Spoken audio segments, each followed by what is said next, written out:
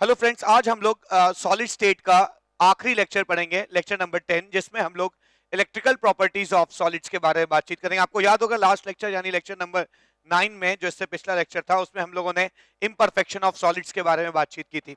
तो आइए इस लेक्चर में यानी लेक्चर नंबर 10 में हम लोग इलेक्ट्रिकल प्रॉपर्टीज ऑफ सॉलिड के बारे में बातचीत करेंगे। Electrical properties of solid.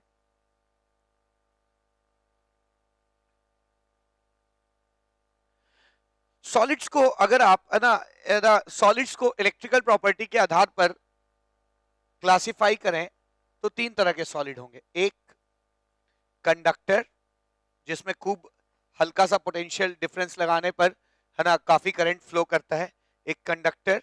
दूसरा सेमीकंडक्टर, जिसमें बहुत ज्यादा वोल्टेज लगाने पे थोड़ा सा करंट फ्लो करता है, और एक जिसमें बिल्कुल करंट फ्लो करता नहीं है या बहुत बहुत कम फ्लो करता है, उसे आप इंसुलेटर कहते हैं।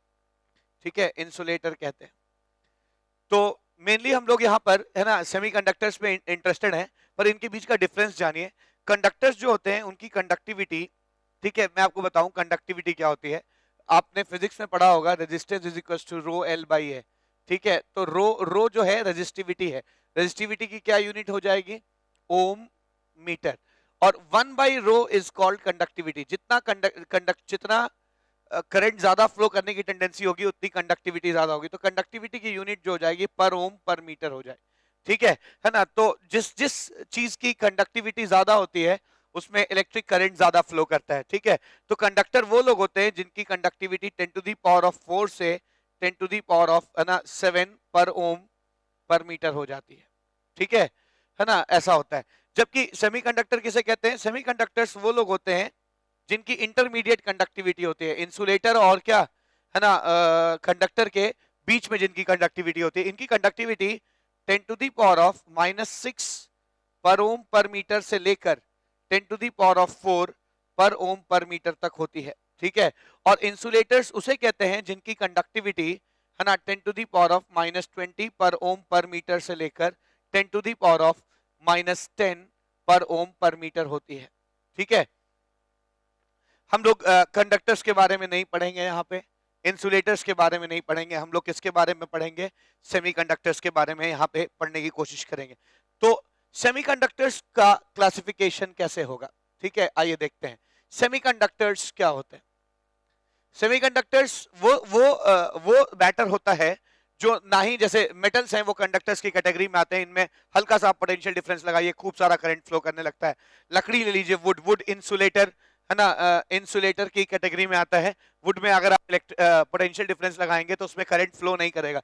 लेकिन सेमीकंडक्टर्स इंटरमीडिएट होते हैं, इनमें है ना मेटल्स की तरह बहुत ज्यादा करंट फ्लो करता है पोटेंशियल डिफरेंस लगाने पे, और ना ही इंसुलेटर की तरह बिल्कुल भी करंट फ्लो नहीं करता। इनका करंट जो है वो मिली एम्पियर से लेकर माइक्रो एम्पियर के बीच में रेंज करता है।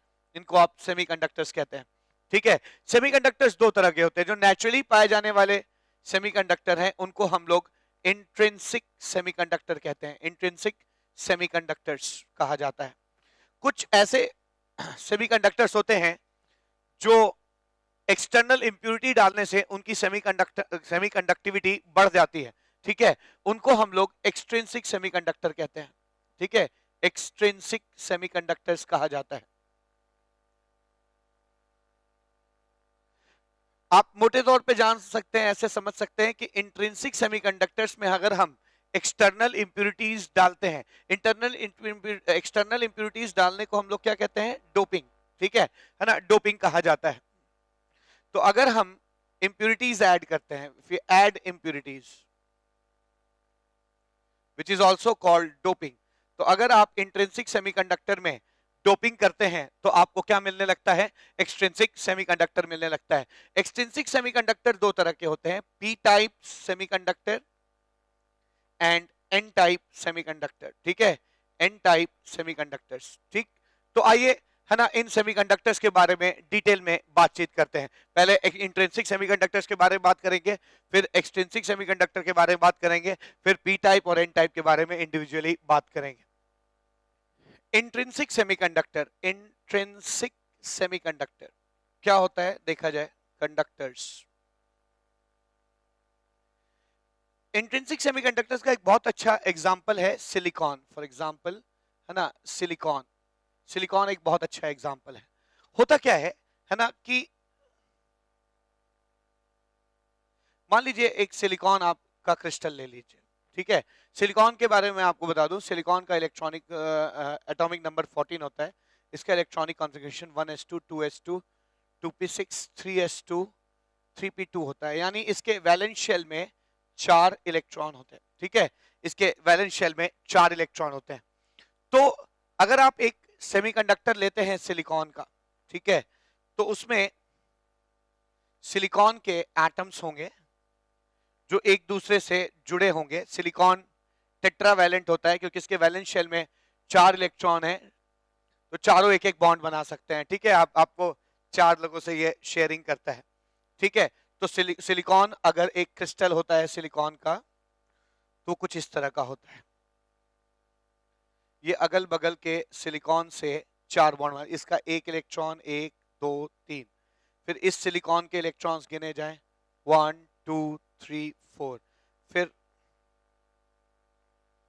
इस सिलिकॉन के 1 2 3 4, फिर इस सिलिकॉन के 1 2 3 4, फिर ऐसे ही, है ना, हर सिलिकॉन अपने अगल बगल 4 बॉन्ड बनाता है ऐसे। ये एक सेमीकंडक्टर की तरह कैसे बिहेव करेगा इसको समझिए। इसमें भी इलेक्ट्रॉन्स लॉक्ड है, इसको इंसुलेटर होना चाहिए था, ठीक है। इसको इंसुलेटर होना चाहिए था क्योंकि इसके सारे इलेक्ट्रॉन्स लॉक्ड है, कहीं ना कहीं जो है बॉन्डिंग में पार्टिसिपेट कर रहे हैं, खाली नहीं है। लेकिन रूम टेम्परेचर पे इम्परफेक्शंस की वजह से, अभी आपने पिछले लेक्चर में देखा कि इम्परफेक्शंस किसे कहते हैं या डिफेक्ट्स किसे कहते हैं, थोड़ा बहुत डिफेक्ट रहता है रूम टेम्परेचर पे, थोड़ी बहुत एंट्रोपी रहेगी, तो हो सकता है कि इलेक्ट्रॉन्स अपनी मेन पोजीशन छोड़कर इंटरस्टिशियल स्पेस में चले जाएं, यहां इंटरस्टिशियल स्पेस में चले जाएं। मतलब यहाँ का भी इलेक्ट्रॉन कुछ गर्मी पाके हीट से वाइब्रेट करेगा, और वाइब्रेट करने की वजह से, ठीक है, हो सकता है कि इलेक्ट्रॉन इस जगह को खाली छोड़कर यहाँ चला है। अब क्या होगा, जैसे ही आप एक इलेक्ट्रिक फील्ड लगाएंगे, यहाँ पे इलेक्ट्रिक फील्ड लगाएंगे, होगा क्या, दो तरह का मूवमेंट दिखाई पड़ेगा। एक, जो फ्री इलेक्ट्रॉन्स हैं जो इंटरस्टिशियल स्पेस में चले गए हैं, वो अपने आप इसकी तरफ क्या, अट्रैक्ट होना शुरू हो जाएंगे, ठीक है। ये इलेक्ट्रॉन्स इस तरफ जाना चाहेंगे, और ये जो खाली जगह है होल, ये भी इलेक्ट्रॉन के मूवमेंट को सपोर्ट करेगा। कैसे, ये इलेक्ट्रॉन जंप करके, ये वाला इलेक्ट्रॉन जंप करके यहां आ जाएगा और यहां आ जाएगा, और होल यहां चला आएगा, अब यहां आ जाएगा होल। तब से ये वाला इलेक्ट्रॉन यहां चला आएगा और होल यहां आ जाएगा, फिर ये वाला इलेक्ट्रॉन यहां चला आएगा और होल यहां आ जाएगा। तो एक्चुअली फिर ये इलेक्ट्रॉन यहां चला जाएगा, होल यहां आ जाएगा। तो मैं देख रहा हूं कि यहां पर दो तरह का इलेक्ट्रॉन का मूवमेंट है। एक, फ्री इलेक्ट्रॉन्स मूव कर रहे हैं, और एक जो बॉन्डेड इलेक्ट्रॉन है वो थोड़ी थोड़ी अपनी अपनी जगह बारी बारी शिफ्ट कर रहे हैं कि मैं वहां चला गया, अब ये खाली है, तुम यहां आ जाओ, अब यहां खाली है, फिर वो जगह कोई भर दे। तो ऐसा मूवमेंट तो इलेक्ट्रॉन का ही हो रहा है, लेकिन ऐसा लग रहा है जैसे होल क्या कर रहा है, मूव कर रहा है। लग रहा है जैसे ये होल यहां था, फिर यहां आ गया, फिर यहां चला आया, फिर यहां चला आया, फिर यहां चला आया, फिर थोड़ी देर में यहां चला आया, ठीक है। तो ऐसा लग रहा है जैसे होल भी मूव कर रहा है, ठीक है। तो हम देख सकते हैं कि सेमीकंडक्टर में दो वजहों से करंट होता है।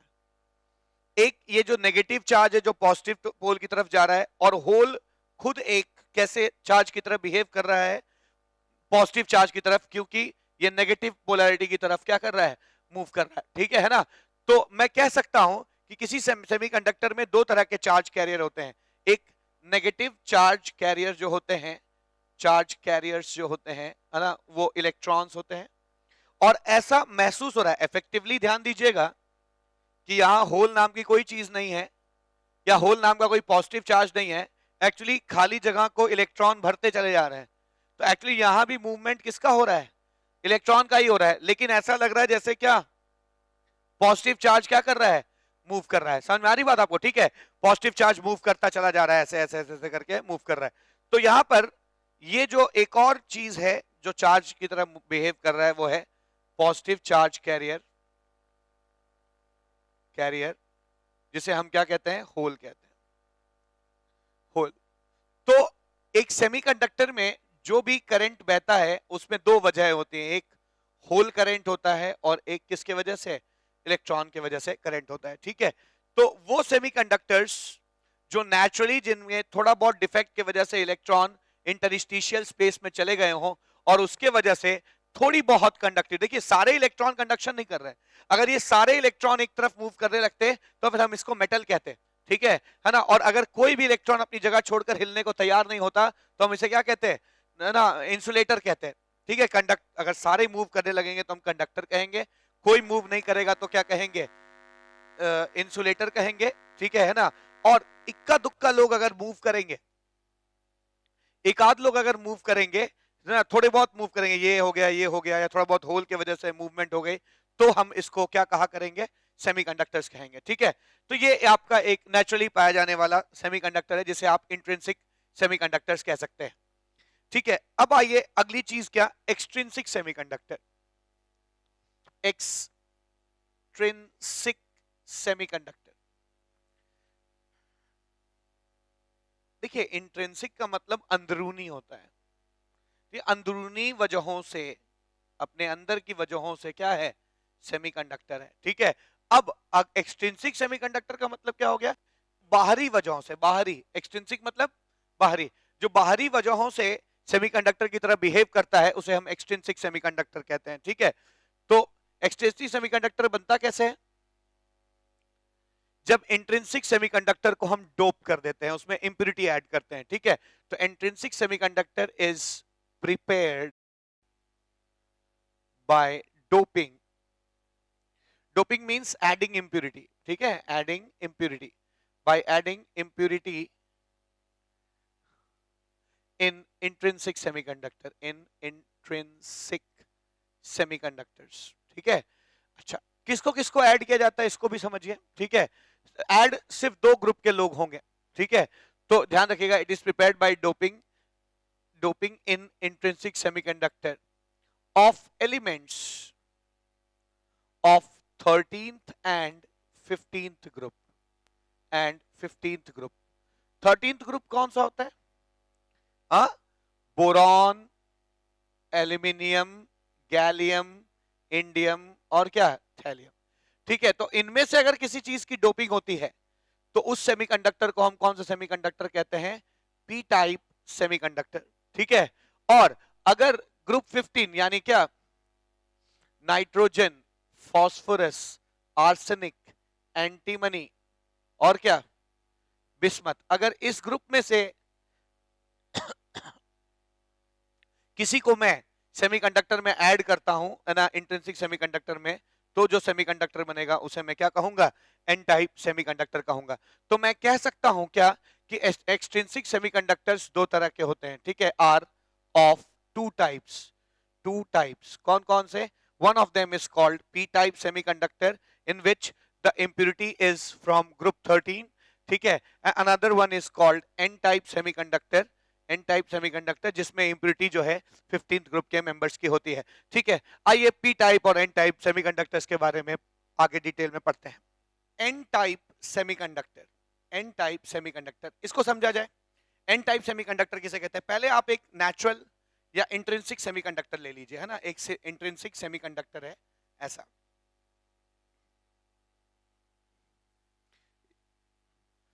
अब इसमें मैंने क्या किया, ऐसे ये एक एन टाइप सेमीकंडक्टर है, इसमें हर सिलिकॉन ने अपने अगल बगल के सिलिकॉन के साथ 4 बॉन्ड बना रखे हैं,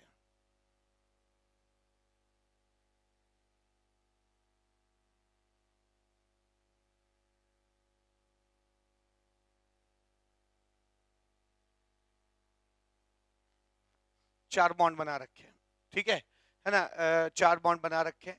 अब मैं करने क्या वाला हूं, इसमें एन टाइप सेमीकंडक्टर कब बनता है, जब इंट्रिंसिक सेमीकंडक्टर में ग्रुप 15 का मेंबर ऐड किया जाता है, ग्रुप 15 मेंबर ऐड करते हैं तो आप एन टाइप बन जाता है। एन टाइप कैसे, समझिए, मान लीजिए मैं फास्फोरस ऐड कर रहा हूं, फास्फोरस का इलेक्ट्रॉनिक कॉन्फ़िगरेशन क्या होता है, एटॉमिक नंबर 15 है, तो आप लिख सकते हैं 285, इसके वैलेंस शेल में कितने इलेक्ट्रॉन हैं, 5 हैं, ठीक है ना, 5 हैं।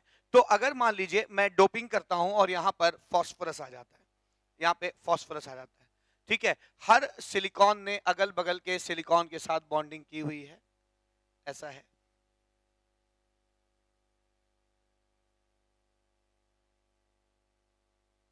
अब जैसे ही आप फास्फोरस डालेंगे, फास्फोरस का 1 electron, 2 electron, 3 electron, 4 electron, 1 electron phosphorus का अभी भी है जो यूज नहीं हो रहा है।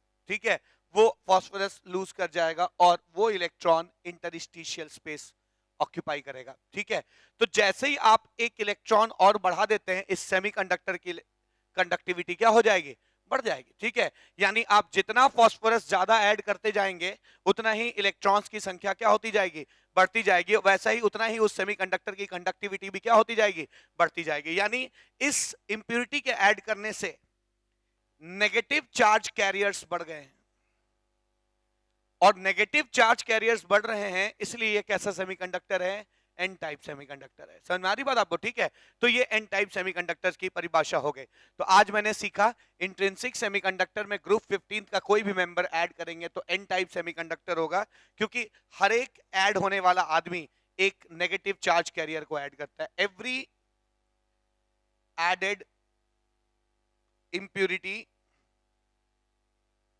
increases negative charge carrier in semiconductor, which enhances, बढ़ाता है, enhances its conductivity, इससे या enhances its performance। ठीक है, तो सेमीकंडक्टर की परफॉर्मेंस बढ़ जाती है। ठीक है, हर एक इंप्योरिटी ऐड करने पे सेमीकंडक्टर की परफॉर्मेंस बढ़ जाती है। इसको हम लोग एन टाइप सेमीकंडक्टर कहते हैं। अगला सेमीकंडक्टर क्या है, पी टाइप सेमीकंडक्टर। ठीक है, P type semiconductor, P type semiconductor भी ऐसा ही है। ठीक है, अगर आप इंट्रिंसिक सेमीकंडक्टर लेते हैं, इंट्रिंसिक सेमीकंडक्टर, और उसमें ग्रुप 13 का मेंबर ऐड करते हैं, ठीक है, ग्रुप 13 का एक मेंबर ऐड करते हैं, तो आपको जो सेमीकंडक्टर मिलेगा, ठीक है, जो सेमीकंडक्टर मिलेगा उसे हम क्या कहेंगे, पी टाइप सेमीकंडक्टर कहेंगे। इसको भी समझा जाए, है ना। फॉर इंस्टेंस मान लीजिए, अगेन सेम चीज है, ये एक इंट्रिंसिक सेमीकंडक्टर है जो कि सिलिकॉन से बना हुआ है। ठीक है, अब होगा क्या, ये सिलिकॉन्स हैं जो अगल बगल के सिलिकॉन से 4 बॉन्ड से जुड़े हुए हैं। ठीक है, अगेन सारी कहानी वही है। ठीक है, सारे लोग अगल बगल के सेमीकंडक्टर से 4 बॉन्ड से जुड़े हुए हैं। ठीक है, ऐसा। ठीक है, 1 2 3 1, ये सब सेमीकंडक्टर्स, ये सब इलेक्ट्रॉन्स हैं सिलिकॉन के।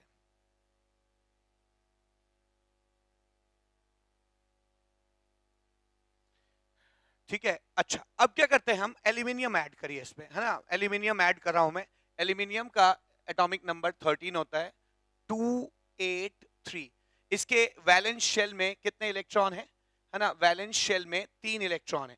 तो जैसे ही आप एक सिलिकॉन को एल्यूमिनियम से रिप्लेस करेंगे, एल्यूमिनियम सिर्फ 3 ही इलेक्ट्रॉन लेके आया, सिलिकॉन को हटाते ही वो 4 इलेक्ट्रॉन्स खत्म हो गए। ठीक है, और एल्यूमिनियम को ऐड करते ही 1 2 3 इलेक्ट्रॉन्स ऐड हो गए, लेकिन एक जगह अभी भी क्या रह गई, खाली रह गई। ठीक है, अब अगर आप इसमें इलेक्ट्रिक फील्ड लगाएंगे तो ये इलेक्ट्रॉन्स जो हैं वो क्या करने लगेंगे, इस खाली जगह को भरने के लिए जंप करेंगे, फिर खाली जगह यहां आ जाएगी, फिर ये इलेक्ट्रॉन जंप करेगा, फिर खाली जगह यहां आ जाएगी, फिर ये इलेक्ट्रॉन जंप करेगा, खाली जगह, फिर ये इलेक्ट्रॉन यहाँ, खाली जगह यहाँ, फिर ये इलेक्ट्रॉन यहाँ, खाली जगह। ऐसा लग रहा है ये जो खाली जगह है ये मूव कर रहा है किस टर्मिनल की तरफ, नेगेटिव टर्मिनल की तरफ। ठीक है, तो हर एक एल्यूमिनियम को ऐड करने से एक होल ऐड हो जा रहा है। ठीक है, और हर एक होल जो है, होल कैसा चार्ज कैरियर होता है, होल इज अ क्या, पॉजिटिव चार्ज कैरियर, बिल्कुल पॉजिटिव चार्ज कैरियर है। ठीक है, पॉजिटिव चार्ज कैरियर ऐड हो जाता है। ठीक है, तो मैंने सीखा यहां पे क्या, कि every added atom of group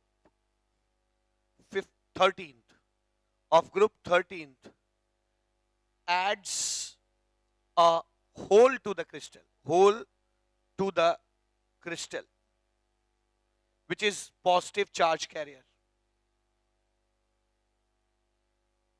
therefore the semiconductor is called क्या, पी टाइप सेमीकंडक्टर, इसीलिए इसको हम लोग पी टाइप सेमीकंडक्टर कहते हैं। ठीक है, तो हम लोग आज प्रॉपर्टीज ऑफ सॉलिड पढ़ रहे हैं, और इस प्रॉपर्टीज ऑफ सॉलिड में हम लोगों ने देखा कि सॉलिड्स जो हैं वो इंसुलेटर, कंडक्टर और सेमीकंडक्टर हो सकते हैं। इंसुलेटर और कंडक्टर को हम लोग इस चैप्टर में नहीं पढ़ रहे हैं, हम लोग मेनली सेमीकंडक्टर पे फोकस कर रहे हैं। सेमीकंडक्टर दो तरह के होते हैं, इंट्रिंसिक जो अपने अंदरूनी कारणों की वजह से सेमीकंडक्टर है, और एक जिनके सेमीकंडक्टर होने के पीछे बाहरी इंप्योरिटीज का रोल होता है। फिर वो दो तरह के होते हैं, कौन से, एन टाइप और क्या, पी टाइप सेमीकंडक्टर्स। ठीक है, अब हम लोगों ने इतना तो पढ़ लिया, आइए अब इन सेमीकंडक्टर्स की हम लोग है ना का एप्लीकेशन देखते हैं कि मैनकाइंड को ये कहां पर हेल्प करते हैं। Application of semiconductors, applications of semiconductors. देखिए, सेमीकंडक्टर्स को इंसान ने कई तरीके से यूज किया।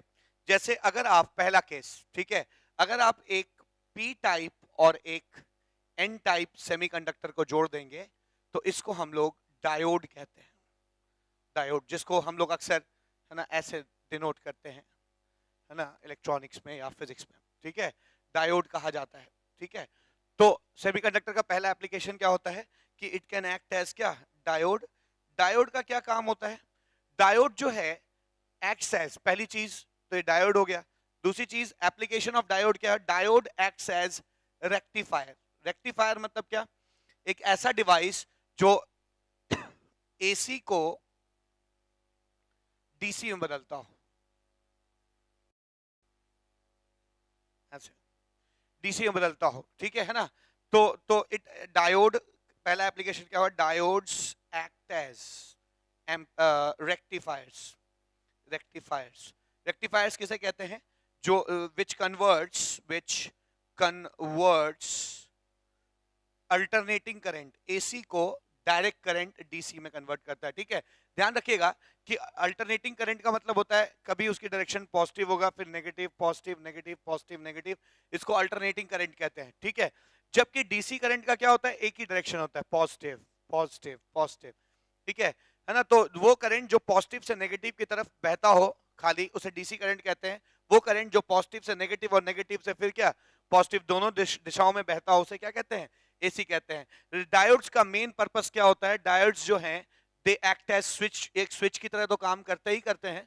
ठीक है, साथ में ये एसी को डीसी में कन्वर्ट करने का भी काम करते हैं, जिसको हम लोग रेक्टिफायर्स कहते हैं। ठीक है, अगर आप दूसरा एप्लीकेशन क्या, ठीक है, एप्लीकेशन पहला तो हो गया डायोड, डायोड हो जाते हैं। दूसरी बात क्या, अगर आप इन सेमीकंडक्टर्स का 2 लेयर सैंडविच करने के बजाय अगर 3 लेयर सैंडविच करेंगे तो एक इलेक्ट्रॉनिक डिवाइस बनेगा, जिसने है ना इलेक्ट्रॉनिक्स को रेवोल्यूशनाइज करके रख दिया। आज हम लोग जितने भी कंप्यूटर्स वगैरह देखते हैं वो कहीं ना कहीं ट्रांजिस्टर्स की वजह से ही संभव है। ठीक है, तो अगर आप ऐसी 3 लेयर सैंडविच करते हैं, जो कि खुद 2 तरीके से है, N P N, N type, P type, N type, या पी टाइप, एन टाइप और पी टाइप। ठीक है, तो ये 2 तरह के सेमीकंडक्टर्स बनते हैं, है ना, इनको हम एनपीएन ट्रांजिस्टर कहते हैं, एनपीएन ट्रांजिस्टर। देखिए, 2 लेयर्स के सैंडविच होने से जो बनता है उसे हम डायोड कहते हैं, और 3 लेयर के सैंडविच होने से जो बनता है उसे हम क्या कहते हैं, ट्रांजिस्टर कहते हैं। ठीक है ना, एनपीएन ट्रांजिस्टर को कैसे डिनोट किया जाता है, इसको एमीटर, बेस, कलेक्टर कहते हैं। ठीक है, इसको ऐसे दिखाते हैं, शो करते हैं, एमीटर, बेस, कलेक्टर। ठीक है, और हमेशा करंट पॉजिटिव से नेगेटिव होता है, यहां पॉजिटिव से नेगेटिव की तरफ करंट, यानी ये एरो बाहर की तरफ होगा, पॉजिटिव से नेगेटिव की तरफ करंट। तो अगर एरो बाहर की तरफ होगा तो उसको हम क्या कहेंगे, एनपीएन ट्रांजिस्टर कहेंगे। और अगर अगर वैसा ही ट्रांजिस्टर, ये ट्रांजिस्टर जो है, अगर करंट पॉजिटिव से नेगेटिव यानी बाहर से अंदर की तरफ ऐसे आता है, ठीक है, तो हम इसे क्या कहेंगे, पीएनपी ट्रांजिस्टर कहेंगे। फिर पॉजिटिव से नेगेटिव की तरफ करंट जो है, ये एरो जो है हमेशा बेस और कलेक्टर के बीच में होता है। अगर बेस और कलेक्टर का एरो बाहर की तरफ पॉइंट कर रहा है तो एनपीएन ट्रांजिस्टर है। ठीक है, और बेस और कलेक्टर के बीच का एरो अगर अंदर की तरफ पॉइंट कर रहा है तो ये क्या है, पीएनपी ट्रांजिस्टर है, पीएनपी ट्रांजिस्टर है, ठीक है। ऐसा इसलिए है क्योंकि करंट हमेशा पॉजिटिव से क्या, हाँ, नेगेटिव की तरफ फ्लो करती है, तो हमेशा करंट का डायरेक्शन दिखाया जाता है, ठीक है। तो दूसरा एप्लीकेशन क्या है कि जो सेमीकंडक्टर्स हैं उनसे हम लोग एक्सट्रिंसिक सेमीकंडक्टर, उनसे हम लोग, है ना, इलेक्ट्रॉनिक डिवाइस, डायोड और क्या, ट्रांजिस्टर बनाते हैं। ट्रांजिस्टर का मेन एप्लीकेशन क्या होता है, पहली चीज। दूसरी चीज, ट्रांजिस्टर का जो मेन एप्लीकेशन क्या होता है कि ट्रांजिस्टर्स जो हैं वो एम्पलीफायर का काम करते हैं, यानी किसी भी सिग्नल, जो छोटा सिग्नल है उसको वो बड़ा सिग्नल में क्या करते हैं, कन्वर्ट करते हैं, ठीक है। तो ट्रांजिस्टर्स हैव कैपेबिलिटी, ट्रांजिस्टर्स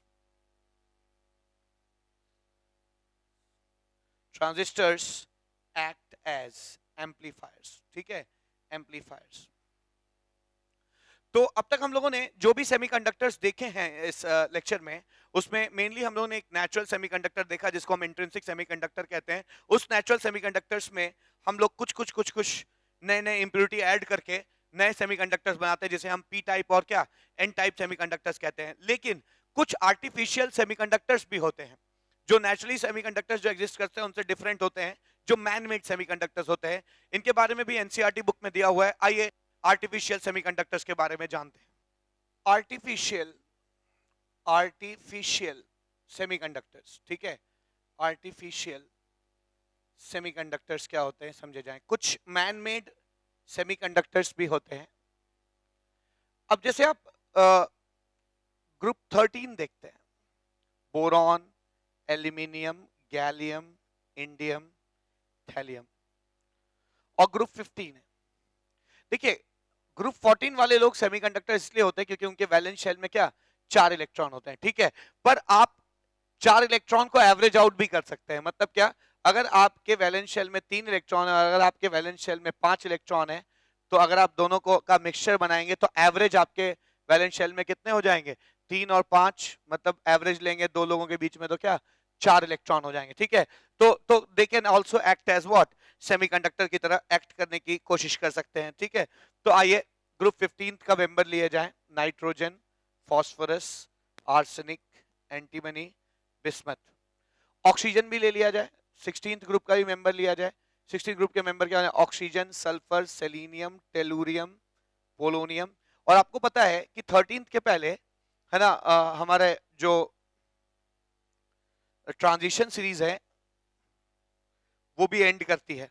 इनके बाहरी शेल में 2 इलेक्ट्रॉन होते हैं, ठीक है, 4s2 और 3d10 होता है, 4s2 3d10। देखिए वैलेंस शेल में कितने इलेक्ट्रॉन होते हैं, 2, ठीक है। तो मैं देख रहा हूं कि अगर इन दोनों का एवरेज लेंगे 3 और 5 का एवरेज 8 आएगा, या 6 इलेक्ट्रॉन जिनके वैलेंस शेल में और 2 इलेक्ट्रॉन जिनके वैलेंस शेल में, उनका भी एवरेज क्या आएगा, है ना, 4 आएगा। सॉरी, 3 और 5 का एवरेज क्या आएगा, 4 आएगा, और 2 और 6 का भी एवरेज क्या आएगा, 4 आएगा, ठीक है। यानी अगर मैं इन ग्रुप्स को प्रॉपर्ली मिक्स करूं तो भी 4 वैलेंसी, एवरेज 4 वैलेंसी वाले लोग बनेंगे, जिनको हम लोग क्या कह सकते हैं, सेमीकंडक्टर्स कह सकते हैं। और अगर मैं इस और इस ग्रुप के लोगों को मर्ज कर मिलाऊं, मिक्स करूं, तो भी हमें वैलेंसी एवरेज 4 वैलेंसी वाले लोग मिलेंगे, जिन्हें हम सेमीकंडक्टर्स के रूप में क्लासिफाई कर सकते हैं, ठीक है। तो इंसान ने ऐसा किया और क्या पाया, एल्यूमिनियम फॉस्फाइड को मिलाने पर हमें एक सेमीकंडक्टर मिलता है, ठीक है। तो मैं यहां लिख रहा हूं क्या, कि aluminium phosphide, gallium arsenide, gallium arsenide, gallium arsenide और इंडियम एंटीमनी को मिलाने पर, ठीक है, INSB, they act as semiconductors, ठीक है, दे एक्ट एज सेमीकंडक्टर्स। यही नहीं, ठीक है, आपको और सेमीकंडक्टर्स भी मिल जाएंगे। जैसे आप अगर जिंक और सल्फर को मिक्स कर दीजिए, ठीक है, तो आपको, है ना, एक सेमीकंडक्टर मिल जाएगा। यानी जिंक सल्फाइड, जिंक सल्फाइड और क्या, कैडमियम सेलिनाइड, कैडमियम और सेलिनाइड, ठीक है, CDSC सेलिनाइड। या आप करिए, है ना, मर्क्यूरी और टेलुरॉइड, ठीक है, HgTe, HgTe also act as semiconductors, ठीक है, सेमीकंडक्टर्स की तरह एक्ट करते हैं, ठीक है। तो मैं कह सकता हूं कि ये लोग एक तरह से क्या, है ना, मैन मेड सेमीकंडक्टर्स हो जाएंगे। ठीक है, पहली बात। दूसरी बात, TiO2, CrO3 और क्या, ReO3। ठीक है, ठीक है, ये जो टाइटेनियम ऑक्साइड है या ये लोग भी जो है ना, ये एक मैन मेड चीजें हैं, मिक्सचर्स हैं, कंपाउंड्स हैं, और दे एक्ट एज मेटल। ठीक है ना, ये लोग they act as metal. Metal means conductors. ठीक है, कंडक्टर्स की तरह एक्ट करने की कोशिश करते हैं, दे एक्ट एज कंडक्टर। इसमें रिथेनियम ऑक्साइड जो है ना, looks and behaves as copper. ठीक है, तो इसकी कंडक्टिविटी बहुत अच्छी होगी, it looks and behaves like copper. Copper तो आर्टिफिशियल चीजों में मैंने देखा कि aluminium phosphide, gallium arsenide, indium antimony, zinc sulphide, cadmium selenide, mercury Hg telluride. ठीक है, मर्क्यूरी टेलुराइड जो है, ये लोग सेमीकंडक्टर्स की तरह एक्ट करते हैं। टाइटेनियम ऑक्साइड या क्रोमिक ऑक्साइड या ReO3 जो है, they act as what, metals. Specially उसमें रिथेनियम ऑक्साइड जो है वो किसकी तरह बिहेव करता है, कॉपर की तरह बिहेव करता है। ठीक है, इसके अलावा तीसरी चीज जो जानने वाली है, क्या तीसरी चीज, जितने भी क्रोमियम के ऑक्साइड है, ठीक है ना, जितने भी, सॉरी, वेनाडियम के ऑक्साइड है, जितने भी वेनाडियम के ऑक्साइड हैं, जैसे VO या VO2 या VO3, और इसमें टाइटेनियम ऑक्साइड भी है, TiO3, ये जो ऑक्साइड्स हैं, दे दे बिहेव टिपिकली, ये बहुत टिपिकली बिहेव करते हैं, क्या है ना, ये अपना बिहेवियर स्विच करते हैं टेम्परेचर के हिसाब से। ठीक है, किसी टेम्परेचर के ऊपर ये कंडक्टर रहेंगे और किसी एक पर्टिकुलर टेम्परेचर के नीचे ये किसकी तरह बिहेव करेंगे, इंसुलेटर की तरह बिहेव करेंगे। ठीक है, तो VO या VO2, vanadium oxide, dioxide, trioxide या titanium trioxide can act as conductor and insulator depending on temperature, depending on temperature, depending on temperature, can act as insulator or conductor depending on temperature। तो यहां मैंने देखा कि artificial semiconductors जो हैं man made कौन से होते हैं, कौन से ऐसे मैन मेड कंपाउंड हैं जो नेचुरली अकरिंग मेटल की तरह या कंडक्टर्स की तरह बिहेव करते हैं, और हम लोगों ने ऐसे भी चीजों, ऐसे मैन मेड कंपाउंड्स देखे जो कभी कभी कंडक्टर और कभी कभी क्या, इंसुलेटर की तरह काम करते हैं डिपेंडिंग ऑन टेम्परेचर। ठीक है, इतनी सारी चीजें जो मैंने अभी बताई इस लेक्चर में, ये सारी इलेक्ट्रिकल प्रॉपर्टीज ऑफ मैटर था। एक लास्ट टॉपिक बच जाता है जो कि मैग्नेटिक प्रॉपर्टीज ऑफ मैटर है। आइए उसके बारे में सीखते हैं, magnetic properties of matter. Magnetic properties of matter, ठीक है, magnetic properties of matter, properties of matter क्या होता है सीखा जाए। तो मैग्नेटिक प्रॉपर्टी आती कहां से है मैटर में, ठीक है, आपको पता है कि दुनिया में जितने भी मैग्नेटिज्म है सब चार्ज के फ्लो के वजह से होता है। ठीक है, तो एक इलेक्ट्रॉन अगर अपने एक्सिस पर घूमता है, ठीक है, अपने एक्सिस पे घूमता है, तो वो ऐसे नॉर्थ ऊपर जाता है अगर पॉजिटिव होता है, नेगेटिव के लिए नॉर्थ क्या होगा, नीचे होगा। तो ये एक ऐसे मैग्नेट की तरह बिहेव करता है, इस तरह के, जिसका ऐसे, जिसका मैग्नेटिक लाइंस ऑफ फोर्सेस इस तरह की होंगी। ठीक है, ऐसे मैग्नेट की तरह बिहेव करता है। ठीक है, ये दुनिया का सबसे छोटा चार्ज है, 1e इज 1.6 इंटू 10⁻19 कूलम। इसलिए इसके वजह से बना मैग्नेट इस दुनिया का सबसे छोटा मैग्नेट होगा, है ना, जिसका मैग्नेटिक मोमेंट SI यूनिट में 9.27 इंटू 10⁻24 एम्पियर मीटर स्क्वायर आता है। पर इसको हम एक यूनिट मान लेते हैं, क्योंकि सबसे छोटा है तो इसको यूनिट मानने में कोई बुराई नहीं है। हर बार चार्ज का मल्टीपल होगा तो हर बार इसके भी मल्टीपल होने के चांसेस होंगे। ठीक है, तो ये सबसे छोटा मैग्नेटिक मोमेंट है जिसको 1 बोर मैग्नेटन कहते हैं, मैग्नेटन कहा जाता है। ठीक है, तो आप कह सकते हैं 1 Bohr magneton is equals to 9.27 into 10⁻⁻24 ampere metre square. ठीक है, ये तो एक इलेक्ट्रॉन के वजह से हुआ। ठीक है, फिर मुझे मालूम है कि एक इलेक्ट्रॉन के का सिर्फ मूवमेंट अपने एक्सिस पे नहीं है, एक इलेक्ट्रॉन के ऐसे मूव करने के वजह से भी एक, है ना, एक करंट कॉन्स्टिट्यूट होता है। इलेक्ट्रॉन अगर ऐसे मूव कर रहा है तो करंट ऐसे मूव कर रहा है, ठीक है। तो करंट के मूव करने की दिशा में इसका नॉर्थ किधर हो जाएगा, नीचे की तरफ हो जाएगा। तो ये भी एक ऐसे मैग्नेट की तरह बिहेव कर रहा है, ठीक है। तो एक एटम में अगर आप देखिए ऐसे मैग्नेट की तरह बिहेव कर रहा है, ठीक है। तो एक मैग्नेट में मैग्नेटिज्म इलेक्ट्रॉन के अपने एक्सिस पे मूव करने की वजह से भी होता है। एक एटम में मैग्नेटिज्म इलेक्ट्रॉन के न्यूक्लियस के तरफ के इर्द गिर्द क्या घूमने की वजह से भी होता है, ठीक है। तो अगर मैं एक कॉम्प्लेक्स एटम ले लूं, अगर एक कॉम्प्लेक्स एटम ले लूं जिसमें कई सारे इलेक्ट्रॉन्स मौजूद हैं, ठीक है, कई सारे इलेक्ट्रॉन्स मौजूद हैं, तो हर के वजह से, है ना, एक एक इस तरह का मैग्नेट भी डेवलप होगा, मैग्नेटिज्म डेवलप होगा, एक इस तरह का मैग्नेटिज्म भी डेवलप होगा। यानी ये एटम खुद एक मैग्नेट की तरह बिहेव करने लगेगा, ठीक है। It will start behaving like a magnet, ठीक है। लेकिन एक अंतर है, कई बार क्या होता है, जैसे किसी एटम में, मान लीजिए कोई एटम है, ठीक है, कोई एटम में से ढेर सारे इलेक्ट्रॉन्स है, ठीक है। तो ये खुद मैग्नेट की तरह बिहेव कर भी सकता है और नहीं भी कर सकता है। कैसे? कई बार क्या देखा गया है कि जैसे एक ऑर्बिटल में अगर दो इलेक्ट्रॉन है तो जनरली ये दोनों एक दूसरे की मैग्नेटिक फील्ड को क्या कर देते हैं, कैंसिल कर देते हैं। तो एक एक एटम में जो रेमिनेंट मैग्नेटिज्म रह जाता है, जो बच जाता है मैग्नेटिज्म, ठीक है, वो कहीं ना कहीं किसके वजह से रह जाता है, अनपेयर्ड इलेक्ट्रॉन की वजह से रह जाता है, ठीक है।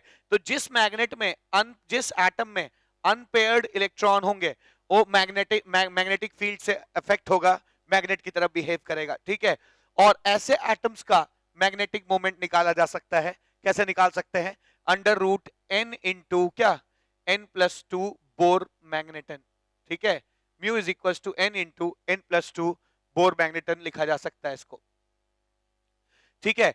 तो मैंने क्या बताया, मैंने अभी तक आपको तीन बातें बताई। पहली चीज क्या कि एक इलेक्ट्रॉन के अपने एक्सिस पे घूमने के वजह से भी मैग्नेटिज्म होता है, एक इलेक्ट्रॉन के न्यूक्लियस के चक्कर काटने के वजह से भी मैग्नेटिज्म होता है, और बहुत सारे इलेक्ट्रॉन्स एक एटम में होते हैं तो उनके वजह से भी मैग्नेट की तरह एटम बिहेव कर भी सकता है और नहीं भी कर सकता है, डिपेंड करता है कि उसमें अनपेयर्ड इलेक्ट्रॉन है कि नहीं। और चौथी बात, अब आप एक सब्सटेंस की तरफ आइए।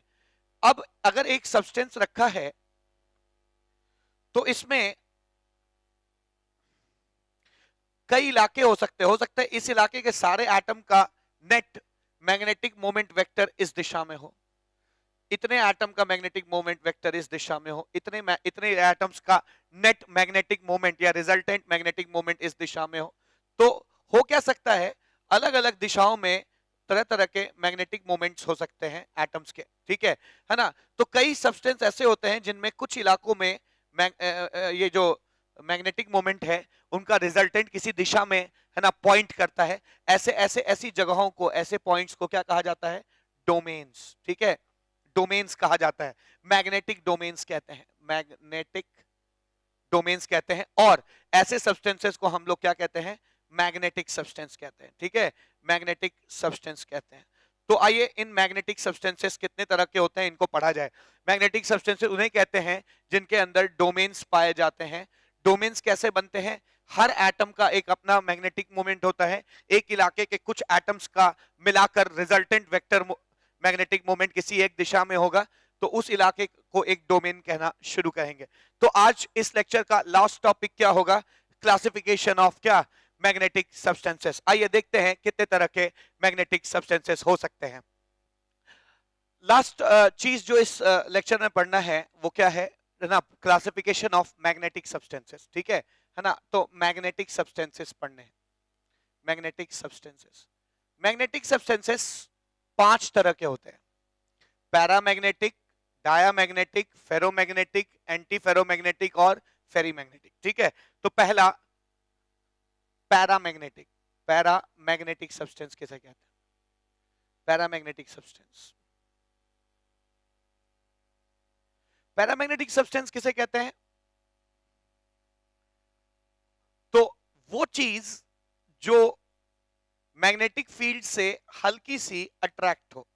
मतलब क्या, जैसे अगर आपने इस एक कढ़ाई में पैरामैग्नेटिक सब्सटेंस रख दिया है तो थोड़ी देर में अगर नॉर्थ और साउथ पोल लगा देंगे आप, तो ये दोनों अपने अपने रेस्पेक्टिव नॉर्थ और साउथ की तरफ थोड़े थोड़े खिंच जाएंगे, ठीक है, थोड़े थोड़े खिंच जाएंगे, इस तरह से हो जाएगा, डिप आ जाएगा, ठीक है, तो आप कह सकते हैं पैरामैग्नेटिक सब्सटेंस आर फीबली, हल्का सा ही, feebly attracted by magnetic field. ठीक है, वो सब्सटेंस जो हल्के से मैग्नेटिक फील्ड से क्या होते हो, अट्रैक्ट होते हो, उन्हें हम क्या कहते हैं, पैरामैग्नेटिक सब्सटेंस कहते हैं। पैरामैग्नेटिक सब्सटेंस का म्यू जो होता है, ठीक है, वो जीरो नहीं होता। मतलब म्यू कैसे निकालेंगे, n into n plus two निकालेंगे और ये चीज जीरो नहीं आएगी। यानी पैरामैग्नेटिज्म जो अराइज करता है, पैरामैग्नेटिक सब्सटेंस जो होते हैं, सब्सटेंसेस जो होते हैं हैव अनपेयर्ड इलेक्ट्रॉन, इनमें अनपेयर्ड इलेक्ट्रॉन होता है, हैव अनपेयर्ड इलेक्ट्रॉन। ठीक है, बहुत सारे ऐसे हो सकते हैं जैसे oxygen paramagnetic, for example oxygen हो गया या कॉपर हो गया या कॉपर हो गया, ठीक है ना, एटसेट्रा। जो भी चीज जिसके इलेक्ट्रॉनिक कॉन्फ़िगरेशन में, या नाइट्रोजन हो गया जिसके इलेक्ट्रॉनिक कॉन्फ़िगरेशन में अगर अनपेयर्ड इलेक्ट्रॉन मिलता है तो हम लोग उसे क्या कह सकते हैं, पैरामैग्नेटिक सब्सटेंस कह सकते हैं। इसी तरह डायमैग्नेटिक सब्सटेंस होते हैं, डायमैग्नेटिक सब्सटेंस। ठीक है, डायमैग्नेटिक सब्सटेंस किसे कहते हैं समझा जाए। डायमैग्नेटिक का मतलब होता है ऐसे सब्सटेंस जो मैग्नेटिक फील्ड से हल्का सा क्या होते हो, रिपेल होते हो। ठीक है ना, मैग्नेटिक फील्ड से हल्का सा रिपेल होते हो। फॉर इंस्टेंस क्या, ये ए था, ये बी था, ये सी था, ठीक है, ए। जैसे अगर आप ऐसे सब्सटेंस को एक कढ़ाई में रखकर अगर आप मैग्नेटिक फील्ड लगा देंगे तो होगा क्या, है ना, ये हल्का सा रिपेल कर जाएंगे, यानी यानी ये हल्का सा दूर चले जाएंगे, दोनों से रिपल्शन होगा, बीच में ऐसे चले जाएंगे। ठीक है, तो मैं कह सकता हूं कि diamagnetic substance are feebly repelled by magnetic field, are feebly repelled by magnetic field. ठीक है ना। दूसरी चीज क्या, ऐसे लोगों का म्यू जीरो होता है ना, यानी है ना, इनके अंदर अनपेयर्ड इलेक्ट्रॉन जीरो होते हैं। अनपेयर्ड इलेक्ट्रॉन जब जीरो होंगे तो zero into zero plus two will be what, zero. ठीक है, ये फॉर्मूला लगाएंगे तो जीरो आएगा, तो इसमें अनपेयर्ड इलेक्ट्रॉन होते हैं। ठीक है, ऐसे बहुत सारे एग्जांपल हो सकते हैं जो है ना पैरामैग्नेटिक हो सकते हैं, डायमैग्नेटिक हो सकते हैं, जिनमें सारे इलेक्ट्रॉन्स क्या हो, पेयर्ड हो। ठीक है, जैसे जिंक में सारे इलेक्ट्रॉन्स पेयर्ड होते हैं तो ये डायमैग्नेटिक सब्सटेंस है, या नियॉन गैस में सारे इलेक्ट्रॉन्स पेयर्ड होते हैं तो ये क्या हो जाएगा आपका, एक डायमैग्नेटिक सब्सटेंस हो जाएगा। ठीक है, अच्छा, इस ये तो नॉर्मली हर सब्सटेंस को आप पैरा और डाया में क्लासिफाई कर सकते हैं। ठीक है, लेकिन कुछ सब्सटेंसेस ऐसे होते हैं जिसमें मैंने अभी थोड़ी देर पहले बताया डोमेन्स पाए जाते हैं। ऐसे सब्सटेंसेस को क्या कहा जाता है, मैग्नेटिक सब्सटेंस कहा जाता है। मैग्नेटिक सब्सटेंस तीन तरह के होते हैं। ठीक है, तो उनको भी मैं इसी में जोड़ रहा हूं, क्या, paramagnetic, diamagnetic, ferromagnetic. Ferromagnetic substances, ferromagnetic substance किसे कहते हैं समझिए, ऐसे ऐसे सब्सटेंसेस जिसमें डोमेन्स हो, ऐसे सब्सटेंसेस जिसमें डोमेन्स पाए जाएं। ठीक है ना, वो तो मैग्नेटिक सब्सटेंस होगा, मैग्नेटिक सब्सटेंस होगा, इसमें डोमेन्स है। तो मैं समझाऊं, ऐसे सब्सटेंस जिसमें हमें बहुत सारे डोमेन्स दिखाई पड़े। डोमेन्स का होना इस बात का सबूत है कि इसमें काफी मैग्नेटिज्म हो सकता है। ठीक है, तो हम कह सकते हैं फेरोमैग्नेटिक सब्सटेंस आर दो substances in which due to domain we expect a large magnetism and all the domains are aligned towards the same direction, hence we find large magnetism। मतलब ऐसे सब्सटेंस जिनमें डोमेन्स की वजह से हमें आशा थी कि बहुत ज्यादा मैग्नेटिज्म पाया जाएगा और वाकई सारे डोमेन्स एक ही दिशा में अलाइन करने की वजह से उनका वेक्टर एडिशन रहता है और ढेर सारा मैग्नेटिज्म पाया जाता है, ऐसे सब्सटेंसेस को हम क्या कहते हैं, फेरोमैग्नेटिक सब्सटेंसेस। तो फेरोमैग्नेटिक सब्सटेंसेस का बहुत ही सिंपल डेफिनेशन हो सकता है क्या, large magnetism expected and large magnetism is found मिलता है।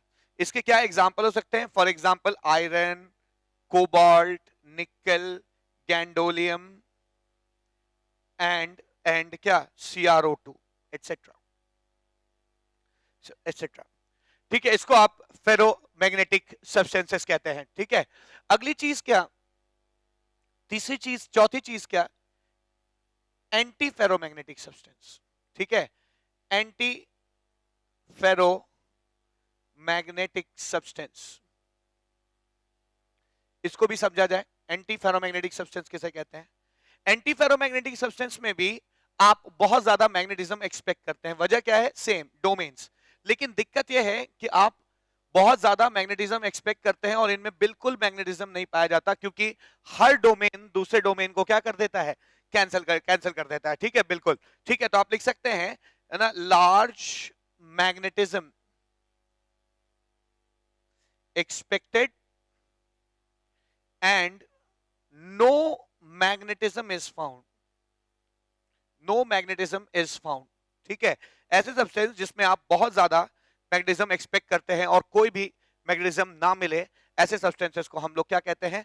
एंटी फेरोमैग्नेटिक सब्सटेंस कहते हैं। इनका एग्जांपल एक मुझे पता है, MnO हो जाएगा। ठीक है, MnO ऐसा सब्सटेंस है in which you can expect a large magnetism, because उसके अंदर बहुत सारे डोमेन्स पाए जाते हैं, लेकिन जब एक्चुअली उसको नापा जाता है तो पाया जाता है कि उसके अंदर बिल्कुल भी मैग्नेटिज्म नहीं होता है। ठीक है ना। और लास्टली जो पांचवी चीज है ना, वो है फेरी मैग्नेटिक सब्सटेंस। फेरी मैग्नेटिक सब्सटेंस किसे कहते हैं?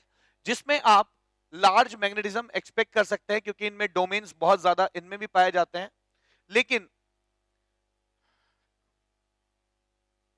कुछ डोमेन एक दूसरे को क्या करते हैं? कैंसिल कर देते हैं, और बहुत कम ही मैग्नेटिज्म पाया जाता है। ठीक है, आप देख सकते हैं कि ये और ये एक दूसरे को कैंसिल कर रहे हैं, ये दोनों एक दूसरे को कैंसिल कर रहे हैं, ये दोनों एक दूसरे को कैंसिल कर दे रहे हैं, और ये और ये डोमेन एक दूसरे को कैंसिल कर रहे हैं। ठीक है, तो बहुत ज्यादा मैग्नेटिज्म एक्सपेक्ट तो किया गया, लेकिन सिर्फ इसके इसके इसके और इसके वजह से ही मैग्नेटिज्म यहाँ पे मौजूद है। तो ऐसे सब्सटेंस जिनमें हम बहुत ज्यादा मैग्नेटिज्म एक्सपेक्ट करते हैं पर हमें बहुत थोड़ा सा ही मैग्नेटिज्म मिलता है, उनको हम फेरी मैग्नेटिक सब्सटेंस कहते हैं। ठीक है, large magnetism expected, small magnetism found. ठीक है, मैग्नेटिज्म इज फाउंड। ठीक है, बहुत कम मैग्नेटिज्म मिलता है। इनका क्या एग्जांपल हो सकता है? ठीक है ना, फेराइट्स हो सकते हैं। फेराइट्स किसे कहते हैं? फेराइट्स होता है Fe2O4 2-, यानी अगर मैग्नीशियम के साथ है तो मैग्नीशियम फेराइट्स फेराइट्स, या अगर जिंक के साथ है जिंक फेराइट। तो all ferrites are ferrimagnetic substance. इसके अलावा फेरी मैग्नेटिक सब्सटेंस का एक एग्जांपल और हो सकता है, वो है हेमेटाइट। ठीक है, हेमेटाइट हो जाएगा। ठीक है, तो इसका एक और एग्जांपल हेमेटाइट लिख सकते हैं आप, हेमेटाइट।